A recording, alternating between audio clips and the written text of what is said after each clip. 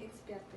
Разрешите представить бизнес-проект группы 2 ЗОТ-20 Якутского сельскохозяйственного техникума «Подарочный бокс» заморожки Тонгоюктар. Бизнес-проект по производству замороженных якутских деликатесов. Назначение бизнес-плана. Разработка плана, создание и функционирование предприятия по обеспечению потребителей замороженными якутскими деликатесами. Стартовые вложения 25 тысяч рублей. Выручка 40 тысяч рублей. Срок окупаемости 2 месяца. Свежезамороженные якутские деликатесы 170 грамм. Состав.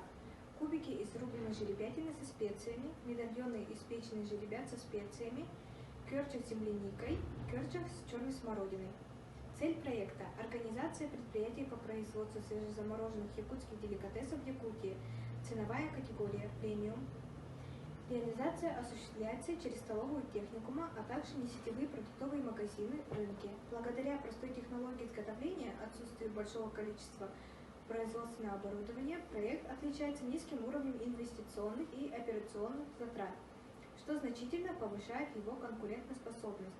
Также в основе конкурентоспособности предприятия лежит простота и оригинальность рецептов, используемых в производстве. Учитывая то, что на рынке на сегодняшний день много продукции убоя, а также возможность хранения в естественных условиях, проект представляется эффективным и привлекательным для инвестора. Дерево целей. Высшая цель. Выход на региональный рынок. Духовная цель. Популяризация натуральных якутских продуктов. Материальная цель. Построить сеть производств. Социальная цель. Обеспечение занятости в сельскохозяйственном производстве. Маркетинг. Расширение рынка сбыта путем активного продвижения. Менеджмент. Расширить ассортимент продукции. Финансовые. Увеличить продажи на 100% к концу 2021 года. Для здорового питания в суровых условиях Якутии идеально подходит продукция национального животноводства, богатая полезными питательными веществами и витаминами. В молоке присутствуют белки, жиры, углеводы, жирорастворимые и водорастворимые витамины и аскорбиновая кислота. Жеребятина является одним из базовых продуктов традиционного питания. Продукция изготавливается из высококачественного сырья местных производителей. Все сырье имеет сертификаты соответствия, ветеринарные заключения и прочие необходимые разрешительные документы. Технология изготовления так называемая домашняя, без использования консервантов, усилителей вкуса и прочих добавок.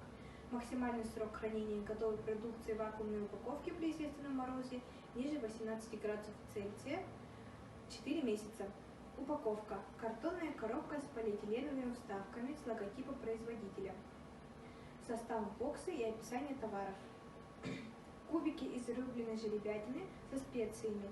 Это свежезамороженные деликатесы из жеребятины с добавлением чеснока, молотого черного перца, соли. Медальоны из печени жеребят со специями. Это свежезамороженный деликатес из печени жеребят с добавлением чеснока, молотого черного перца, соли. Кёрча с земляникой. Это свежезамороженный деликатес из взбитых сливок с добавлением земляники, протертой с сахаром.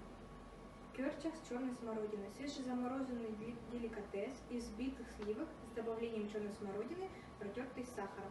Из таблицы 2 видно, что переменные затраты на единицу подарочного бокса составили 250 рублей, а цена реализации 400 рублей.